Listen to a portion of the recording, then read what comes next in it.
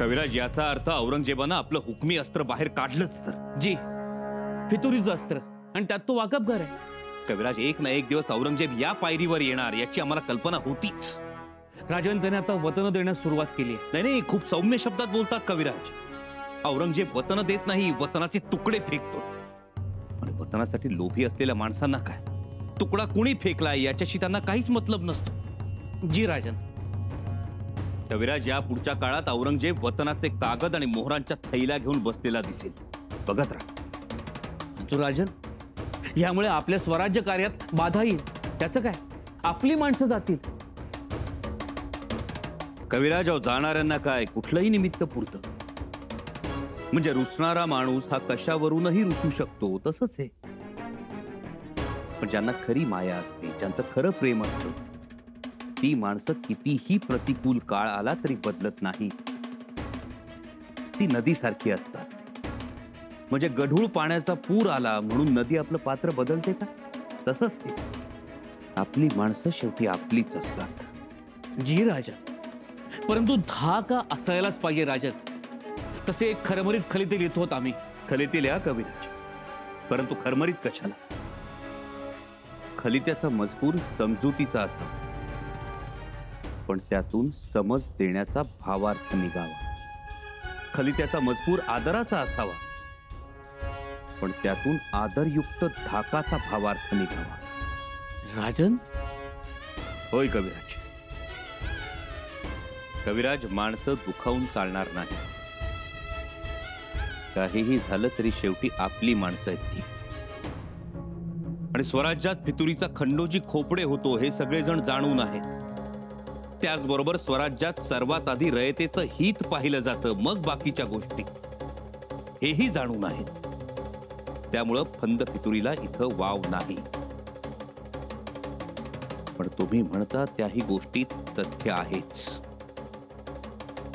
आपल्याला लक्ष ठेवावंच लागेल, खास करून कान्होजी सारख्या माणसांवर.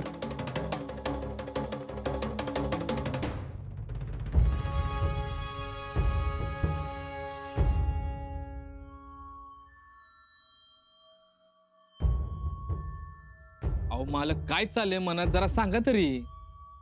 अरे मनात काय चाललंय म्हणजे ताई साहेबांच्याने आमची भेट होईना झाल्या. अहो भेट होईल की आता जाता. अरे हिंगण मिट्ट्या तशी भेट होते की, पर निवांत बोलणी काय होईनात. बोलणी? कान्होजी काकाने केली की बोलणी. म्हणजे बोलणी झाली असं कान्होजी काका म्हटले, पर त्यावर ताई साहेबांचा काही जबाब आलेला नाही अजून. त्यामुळे जरा शंका यायला लागल्या मला. असं मग बरोबर आहे. असं मी कान्होजी काकासनी बोलायला जरा मर्यादा आली असणार. आम्ही थेट बोलू शकतो, पर निवांतीनं भेट व्हायला पाहिजे. त्यासाठी काहीतरी शक्कल लढवायला लागणार.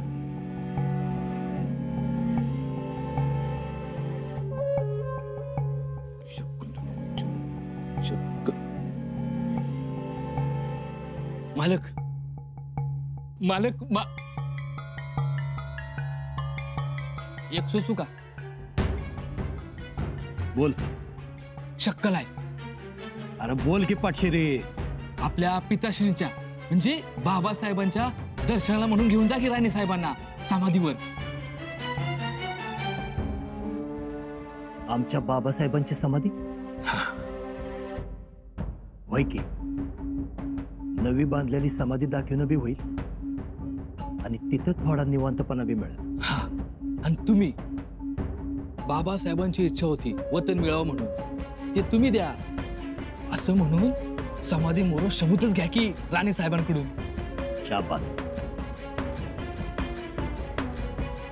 चांगली योगत केलीस.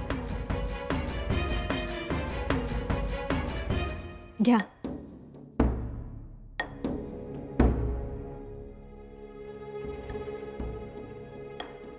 वहिनीसा, चला रायगडाला. आम्ही तयारी करतो. रायगडी? अचानक? हो, अचानकच. काय झालंय? सांगा तरी आम्हाला. काही नाही. अहो म्हणजे इथे एवढ्या दिवस राहणं बरं नाही ना, म्हणून चला. शिवाय आम्हालाही आमच्या घरी गेलं पाहिजे. तुमच्यावरही बऱ्याच जबाबदाऱ्या आहेत. कुलमुखत्यार आहात तुम्ही. ते झालंच, पण असं अचानक का विचार आला मनात? अचानक नाही, परंतु पाहुणा 2 दिवसाचा, जास्त दिवस थांबणं बरं नाही.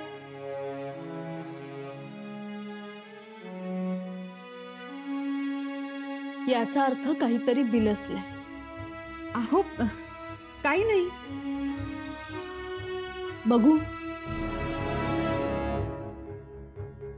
बत्ताशीबाई, तुम्हाला आज ओळखत नाही आम्ही. सांगा. वहिनीसा, सुरुवातीला वाटणारी भीती आता खरी ठरते असं वाटतंय. म्हणजे वतन. वतन? वतनाबद्दल चर्चा सुरू झाली आहे. म्हणजे आम्ही आतापर्यंत तुम्हाला कोणत्याही गोष्टीचा सुगावा लागू दिला नाही.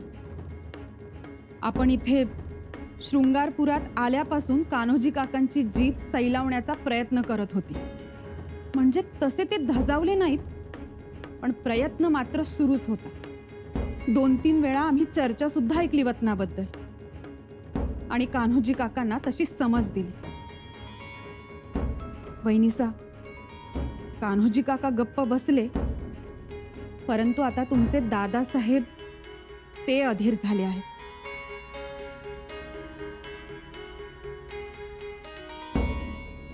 परंतु दादासाहेबांनी कसला तो विषय काढलाच नाही. काढला नाही कारण राजकुंवर ताईसाहेबांनी तसं वचन घेतले त्यांच्याकडून. वचनात बांधले गेलेत म्हणून त्यांनी बंदूक कान्होजी काकांच्या खांद्यावर ठेवली.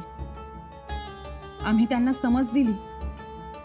तुमची आणि त्यांची बोलणी झाली नाहीत म्हणून तुमचे दादासाहेब अस्वस्थ झाले आहेत. आता हो. वहिनीसा, आम्ही काय म्हणतो, पाहुणचार छान झाला. तुमचं माहेरपण सुद्धा उत्तम झालं. मग आता कशाला रेंगाळत बसायचं ना? हं? उद्या न जाणू विषय निघालाच तर मग आम्ही ठणकावून सांगू नाही म्हणून. शिवविचारांशी प्रतारणा होणार नाही. म्हणजे नात्यात दुरावाच ना. त्यापेक्षा आपण लगेच निघायचं. दाजीसाहेब आणि नानीबाईंनी आग्रह करण्याआधी आपण वेस गाठायची. 2 दिवस राहिला असता तर बरं झालं असतं.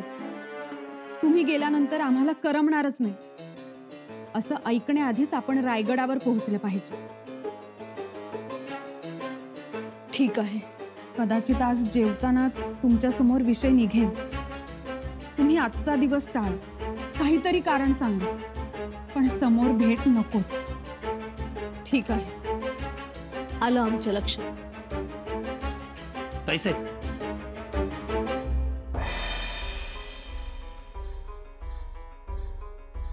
या दादासाहेब. एक गोष्ट सांगायचीच राहिली. आपल्या बाबासाहेबांची नवीन समाधी बांधली आम्ही. तिचं दर्शन घ्यायचं होतं. चला जाऊन येऊ. आत्ता? हा? नको नको दादासाहेब. नको का? आम्हाला बरं वाटत नाही. बरं वाटत नाही? जी. मग असं करूया, इथं आपल्या आमराईत जाऊया. तिथं कसा गार वारा बी आहे, तुमची विश्रांती होईल आणि आपल्या गप्पा पण होतील.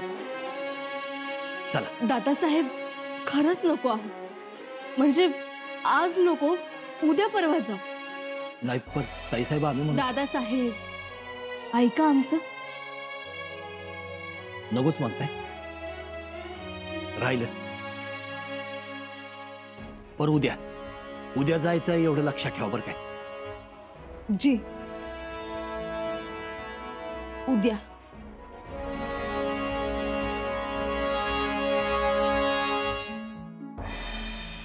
मालक, ओ मालक, मालक, सारवड गाडीला बैल झोपून तयार आहे मी.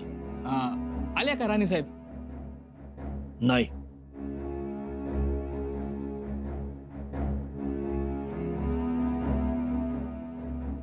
नाही अहो, जायचं ना हो समाधीवर बाबासाहेबांच्या. अरे ताईसाहेब येत नाही म्हणाल्या. मग काय उपयोग एवढी सारवड गाडी तयार करून? काय कुठं मोर आज थेट सारवड गाडीच बाहेर काढली आहे. हो काकासाहेब, बाकीचं गुराढ राहू द्या बाजूला. ताईसाहेबांच्या बरोबर तुमचं काय बोलणं झालं एकदा स्पष्टपणे सांगा आम्हाला. आता मात्र कमाल झाली. अहो नसेल झालं तर तसं सांगा, नाहीतर आता आम्ही जेवताना विषय काढतो ताईसाहेबांच्या जवळ. कोणता? वतनाचा? अहो वतनाचाच विषय की, आणि कुठला विषय आहे काका? अहो, तसं काय नाही, उगाच कशाला सोन्याचा दात करण्यात घालताय तुम्ही? ऐका, आमचंच सबूत आम्हाला ऐकवा. नाही नाही तसं काय नाही, पण आता काय नका बोल, नका विषय काढू. अहो, काय विषय काढू नको काका.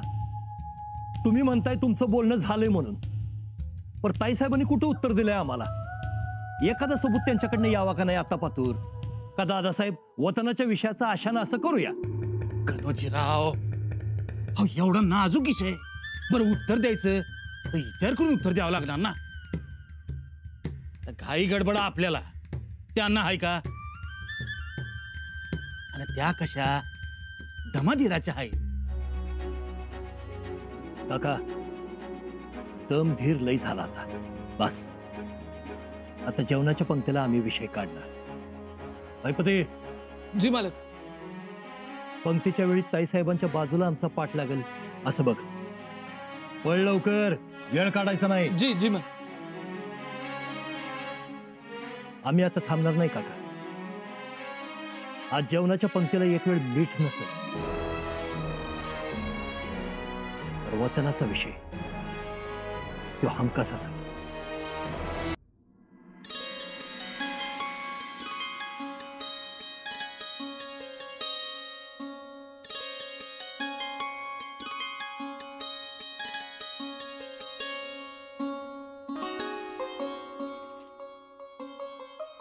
ह्यो चांदीचा चौरंग कनोजीरावांसाठी, तो तिकडे ठेवा.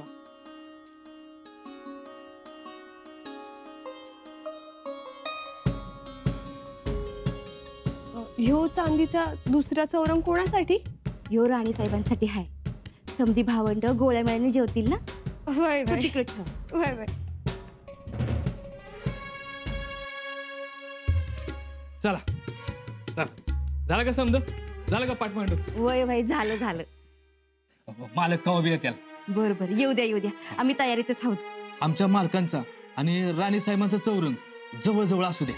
जवळ जवळ? हा, अहो मालकांचा तसा आदेशच आहे, म्हणूनच आलो ना पुढं. बर, मग मांडा तुम्हाला पाहिजे तसं. मी होय. हा,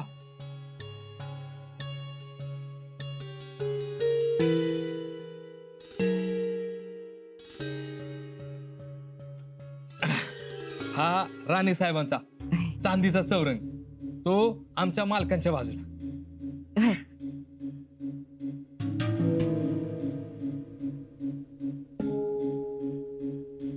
हा चौरंग कोणाचा?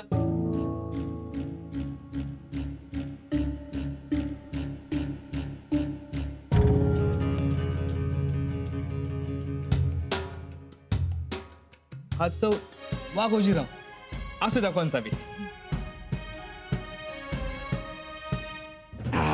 हा इथे. होय. आता झालं का नाही व्यवस्थित? होय. आता याच्यात अजिबात हलवाल बी करायची नाही. नाही कोणी बी आलं तरी हलवायचं नाही. नाही करत. हा. येऊ का मी? होय.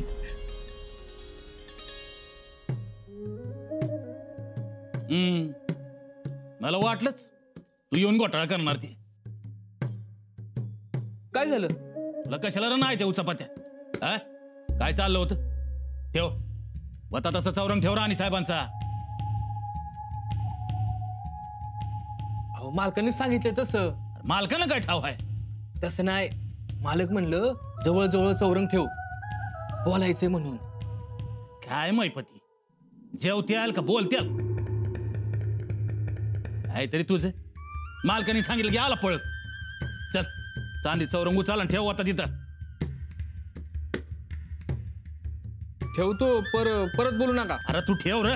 आणि जर का मालक काय म्हणलं तर मी तुमच्याकडे बोट करीन. अरे कोणी काही विचारत नाही आणि मुळात पंगत सुरू व्हायला थांबतो कशाला इथं. म्हणजे उलट जबानीचा इशेच राहणार नाही. चल चल ठेव चल चल.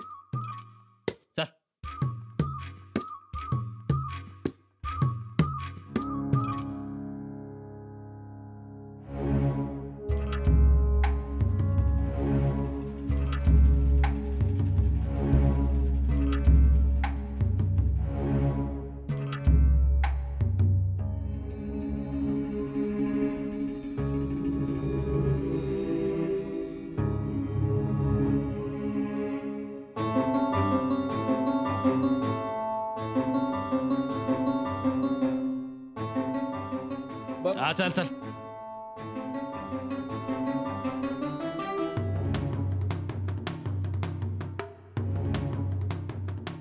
आता हे बी तुम्हीच ठरवणार का कोणी कुठे बसायचं ते? होय आणि तुम्ही बी आत बसायचं मोकट्यानं. इथं रेंगाळत राहाल ताटात भलतच वाढाल. निघा. बाई तुमचं म्हणजे कसं ताटावरचं पानात आणि पानावरचं ताटात तसं चाललंय. तुम्हाला पाहिजे तसं करा. एकूण एकच.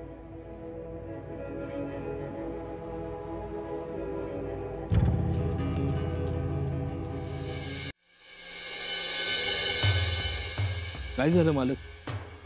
चेहरा पार उतरलाय तुमचा.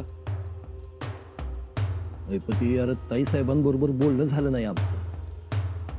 ते एकदा झालं असतं म्हणजे समोरचं सगळं रस्तं खुलं झालं असतं का नाही. ते झालं खरं. आम्हाला काहीच कळलं. म्हणजे ताईसाहेब इथं आल्या राहिल्या पर काय देऊन गेल्या काय घेऊन गेल्या कुठं कळले.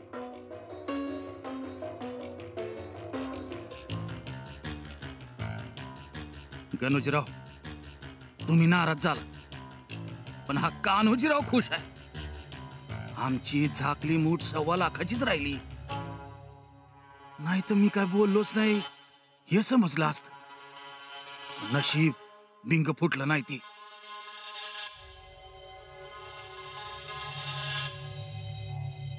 गणोजीराव अरे इथं बसलाय वय. गणोजीराव एक बोलू का? बोला की. बघाच तुम्ही समजा तुमच्या मनासारखं घडणार आहे. अहो रेषाच सांगते मला का उत्कर्षाचा काळ आलाय ती. खरं सांगताय? हा मी बोलत नाही रेषा बोलते गणोजीराव.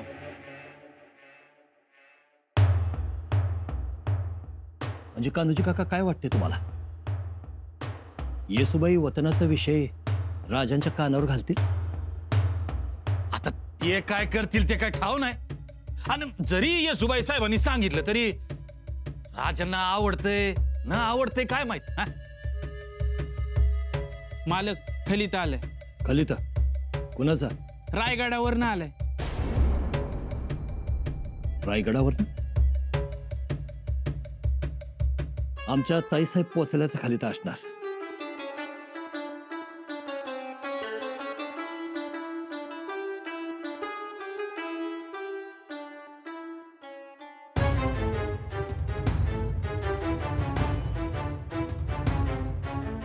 मालक शंभूराजांचा खलिता आहे.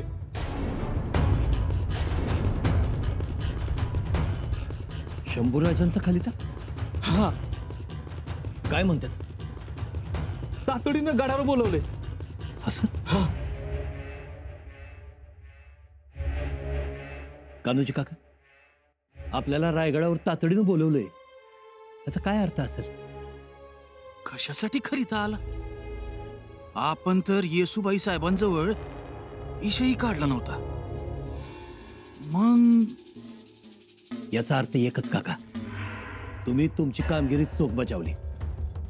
हा वय अहो म्हणजे तुम्ही वतनाचा विषय ताईसाहेबांच्या कानावर घातला आणि ताईसाहेबांनी राजांच्या कानावर, म्हणून तर खलिता आलाय. हा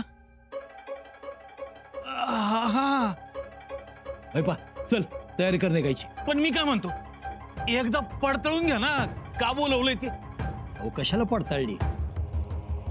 आपल्याला रायगडावर बोलवण्याचं दुसरं काय कारण असणार?